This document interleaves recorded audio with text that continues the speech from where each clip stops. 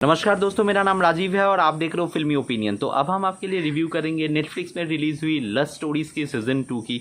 दोस्तों आपको डेफिनेटली याद होगा कि लस्ट स्टोरीज की सीजन 1 जो थी वो काफ़ी बढ़िया सीजन रहा था। बहुत ही आप बोल सकते हैं लोगों ने इसको पसंद किया था।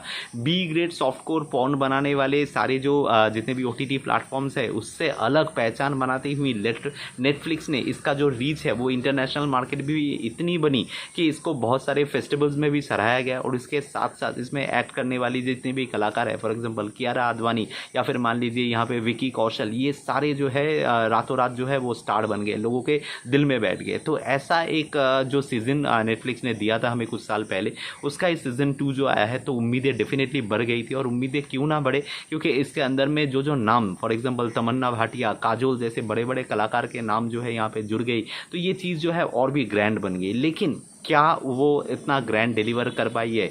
तो देखिए इनकी जो जो कहानी है, 4 कहानी अलग अलग डायरेक्टर ने डायरेक्ट की है, जिसमें से अगर मैं नाम करूँ तो यहाँ पे अमित शर्मा का नाम आता है। जो 4th जो कहानी है काजोल की, उन्होंने डायरेक्ट किया है। या फिर मान लीजिए कोंकणा सेन शर्मा हो गए, या फिर सुजय घोष हो गए, या फिर आर बाल्की हो गए। तो सारे नाम ज़्यादा जितने भी डायरेक्टर्स हैं वो इसको डायरेक्ट कर रहे हैं। तो कैसा रहा ओवरऑल सीरीज़, डिटेल्स में बात करेंगे। रिक्वेस्ट एक ही है, वीडियो को शुरू से लेकर आखिर तक देखिएगा। कुछ भी अगर पसंद आता है तो वीडियो को लाइक शेयर, चैनल को जरूर सब्सक्राइब कीजिएगा।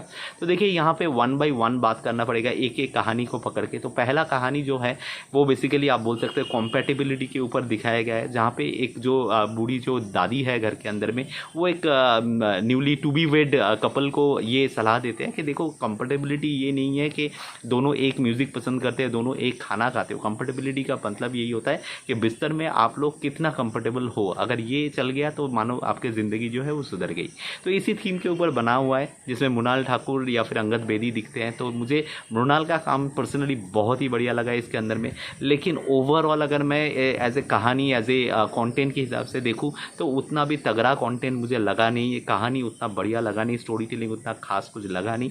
तो मेरे लिए काफ़ी एवरेज सा स्टार्टिंग रहा इस पर्टिकुलर एंथोलॉजी सीरीज़ का। लेकिन दोस्तों मेरा उम्मीदें जो है वो और बढ़ गई जब मैंने इसका सेकेंड जो पार्ट है वो मैंने देखा, जिसको डायरेक्ट किया है कोंकणा सेन शर्मा ने। और यहाँ पे दिखाया जाता है तिलोत्तमा सोम, जो अपनी मतलब एक कॉर्पोरेट लेडी है, और वो रंगे हाथ पकड़ लेती है अपनी हाउसमेट को, जो अमृता सुभाष जो किरदार को प्ले कर रही है, कि वो अपने ही मतलब मालिक के फ्लैट के अंदर में ही किसी मतलब उसके अपने हस्बैंड के साथ बिस्तर शेयर कर रही है। तो ये चीज़ जो है वो पकड़ लेती है और पूरा कहानी जो है वो वॉइसरिज्म के ऊपर बन जाता है। तो ये जो पर्टिकुलर कहानी है, ये कहानी काफ़ी सेंसिटिव है और कहानी को बहुत हार्ड हिटिंग तरीके से आपको बताया गया है। इसकी मेकिंग वाइज मैं अगर जाऊँ तो इसकी एडिटिंग बहुत ही बढ़िया है, इसकी कैमरा वर्क काफ़ी उम्दा क्वालिटी का है। एक जो सीन है जहाँ पे दिखाया जाता है कि एक दरवाज़ा बंद होता है, दूसरा दरवाज़ा ओपन होता है, वो वाला सीक्वेंस फ्लैट के अंदर में इतना अच्छा तरीके से शूट किया गया, इतना अच्छा तरीके से इसको एडिट किया गया, काबिले तारीफ़ है। और इसकी अगर मैं बात करूँ तो देखिए यहाँ पे जो एक सिचुएशन बन जाता है कि दोनों जो मतलब वॉइसरिज्म जो कर रहा है और जिसको प्लेजरिज्म इससे मिल रहा है, तो वो दोनों का क्लाइमैक्स जो एक साथ होता है, वो भी सीन जो है वो आपको काफ़ी सोचने पे मजबूर कर देता है। ये एक ऐसा डार्क साइड है एक इंसान का, जो लोग खुले में बात तो नहीं करते लेकिन मज़ा सब लेते हैं। तो काफ़ी हार्ड हिटिंग एक कहानी है और बहुत अच्छा तरीके से इसको एग्जीक्यूट किया गया है।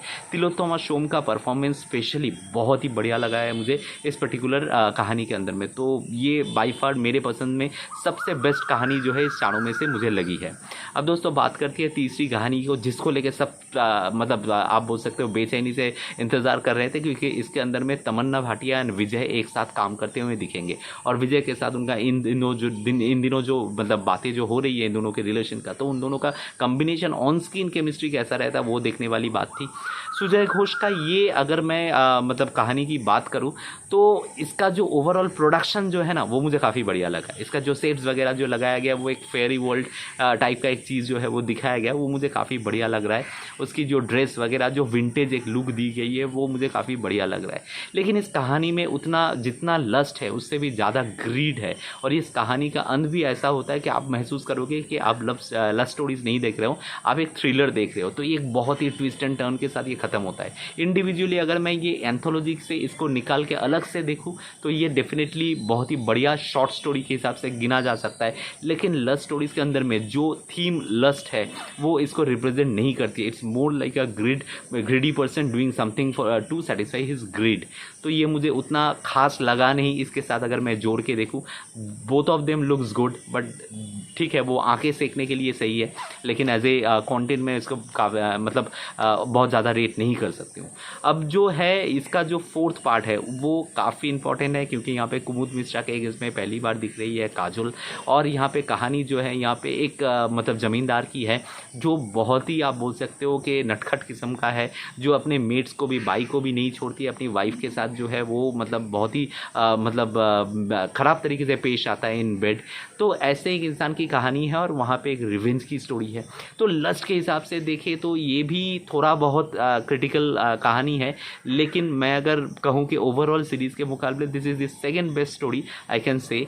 अमित शर्मा ने इसको डायरेक्ट किया है और यहाँ पे काजोल की परफॉर्मेंस ज़्यादा स्कोप तो है नहीं, 2 या 3 सीन आपको दिखेंगी तो बहुत बढ़िया लग रहा है। कुमुद मिश्रा भी बढ़िया लग रहे हैं और इसकी कहानी के जो अंत है, जो थ्रिल है, जो आप बोल सकते हो इसके अंदर में जो आपको जो ट्विस्ट दिखाया गया है वो ट्विस्ट काफ़ी बढ़िया है, क्योंकि लस्ट का मतलब रिवेंज कभी लस्ट से नहीं हो सकती है। ये चीज़ जो है इसमें दिखाई गई है जो मुझे ठीक ठाक लगा है। तो ओवरऑल अगर मैं बात करूं तो ये सीरीज़ जो है ये सीरीज़ उतना खास नहीं है जिसका इसका पहला सीज़न था। कुछ कहानी जो है वो हाफ बेक्ड है, हाफ कुक्ड है। फॉर एग्जांपल पहला वाला तो मुझे उतना खास लगा नहीं। सिर्फ अगर इसमें से कंगना सेन शर्मा का वो काम अगर निकल जाए तो शायद ये एवरेज से भी नीचे का एक सीरीज़ है। हाँ, एक पेरेंटल गाइडेंस डेफिनेटली है कि आप परिवार के साथ बैठ के नहीं देख सकते हो, अपने बच्चे के साथ बैठ के नहीं देख सकते हो, लेकिन जो सीख या फिर बोल सकते हो जो मतलब इम्पोर्टेंस जो दी गई थी मतलब लस्ट के इस ऊपर सीज़न 1 में, उतना ज़्यादा मैसेज भी इसके अंदर में नहीं मिलता है। इट्स एक टाइम पास या फिर आई कैचिंग टाइप का एक सीरीज़ बन के ही रह जाती है। दोस्तों मैं काफ़ी ज़्यादा निराश हूँ इसके साथ। तो एक ही चीज़ जो है, एक ही जो अच्छी चीज़ है वो कंगना सेन शर्मा वाला एपिसोड जो मुझे डेफिनेटली अच्छा लगा है। आई होप आपको भी लगेगा। आप मुझे कमेंट में आके बता सकते हो अगर आपने ये देख लिया है तो कौन सा एपिसोड आपको सबसे ज़्यादा लगा और क्यों लगा। और अगर इस वीडियो से कुछ भी अगर आपको अच्छा लगा है, आप कोई भी चीज़ से सहमत हो तो वीडियो को लाइक, शेयर, चैनल को जरूर सब्सक्राइब कीजिएगा। मिलते हैं आपके साथ मेरा अगला कोई वीडियो में, तब तक के लिए अलविदा।